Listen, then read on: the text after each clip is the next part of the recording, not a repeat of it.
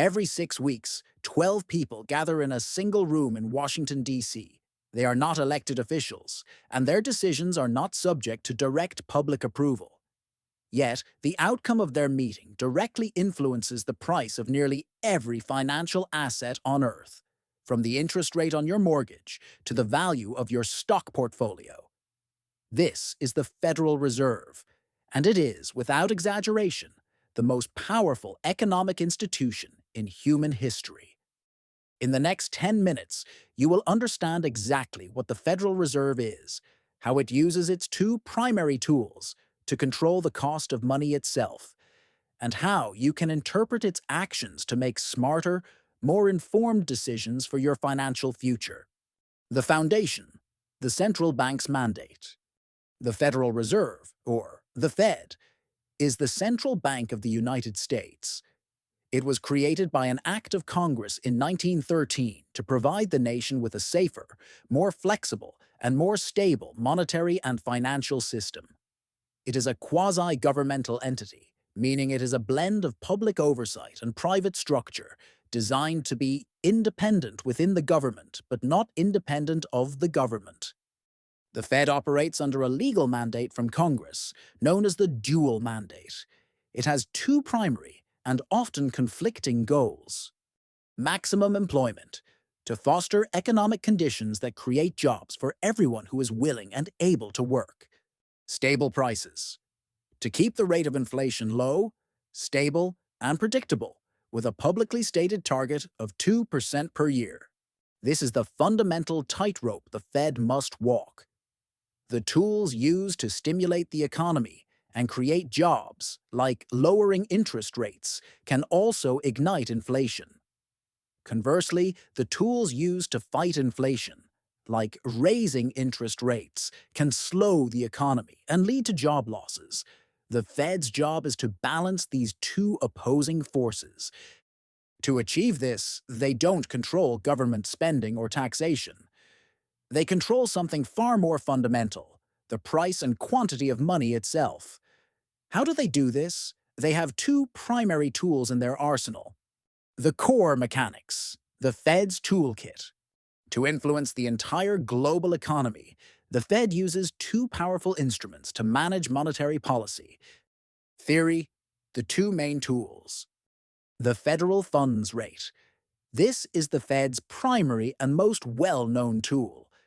It is the interest rate that commercial banks charge each other for borrowing money overnight.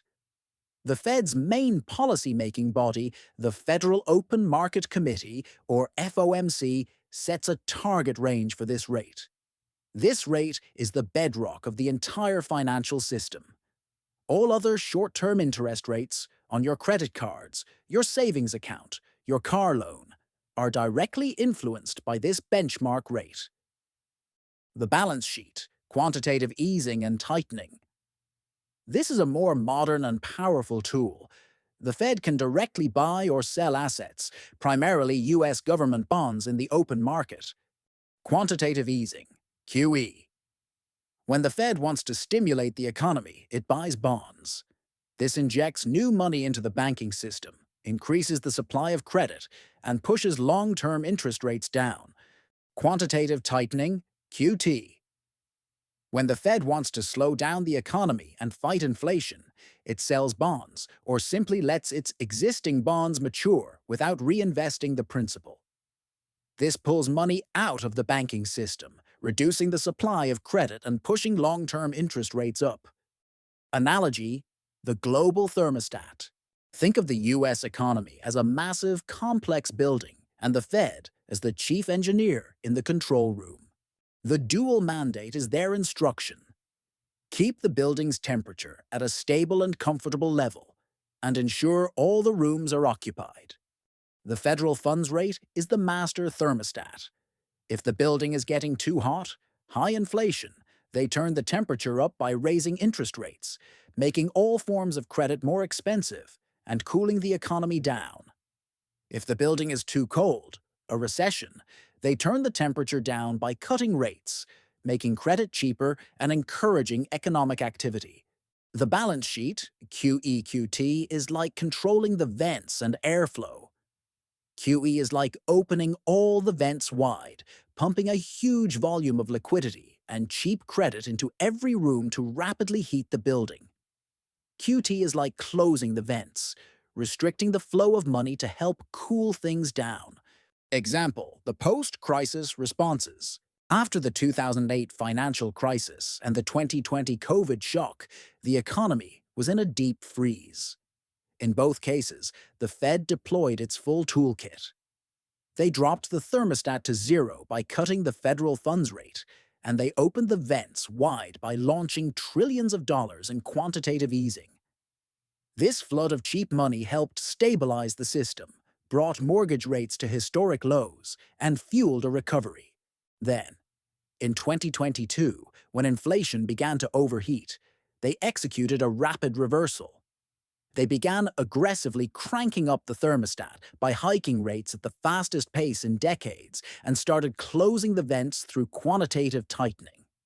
The impact on the cost of credit and the entire investment portfolio landscape was immediate and profound. Common pitfalls in the advanced strategy. Understanding the Fed's tools is crucial, but it's equally important to avoid two common misconceptions about its power. Pitfalls to avoid. Don't fight the Fed. This is a classic Wall Street axiom for a reason. When the Fed is determined to achieve an objective, whether it's cooling inflation or stimulating growth, they have the ultimate power of the printing press on their side. Betting against a determined central bank is, historically, a losing proposition. Believing the Fed is omnipotent. While incredibly powerful, the Fed is not all-powerful. It controls monetary policy, but it does not control fiscal policy, government spending, and taxation. It cannot fix global supply chains, and it cannot stop geopolitical conflicts. It is a powerful navigator, but it does not control the ocean itself. The advanced strategy. Watch the market's brain. The real edge for an investor comes from not just listening to what the Fed says it will do, but understanding what the market believes the Fed will do next. The most powerful tool for this is the CME FedWatch tool. What it is, this is a live, publicly available tool that analyzes the prices of Fed funds futures contracts to calculate the market-implied probabilities of future interest rate moves by the Fed. It is the collective, real money bet of the entire global financial system. How to use it. Instead of relying on the opinions of television commentators, you can see the data-driven odds. Does the market believe there is a 92% probability of a rate cut at the next FOMC meeting, or a 15% probability? This is the most accurate predictor of the Fed's future actions. Why it's so powerful. The Federal Reserve itself watches this market with extreme care. They are very reluctant to surprise a market that is overwhelmingly positioned for a specific outcome. Therefore, the probabilities shown in the Fed funds futures market are not just a prediction. They can become a self-fulfilling prophecy. This is the data that every professional financial advisor and wealth management firm uses to position their portfolios. The synthesis: 3 core truths. Let's distill this into the 3 essential principles for understanding the Federal Reserve. The Fed serves a dual mandate. It is the U.S. central bank, tasked with the often conflicting goals of promoting maximum employment and maintaining stable prices. 2% inflation. It controls the price of money. The Fed achieves its goals using 2 primary tools: the federal funds rate, its short-term interest rate lever, and its balance sheet, used for quantitative easing or tightening to influence long-term rates. Watch the futures, not the pundits. The advanced strategy is to use the CME FedWatch tool. This provides a real-time, data-driven probability of the Fed's next move, giving you the most accurate insight into the future of monetary policy. The Federal Reserve is the most powerful economic actor in the world. Understanding its language is no longer optional, it is essential.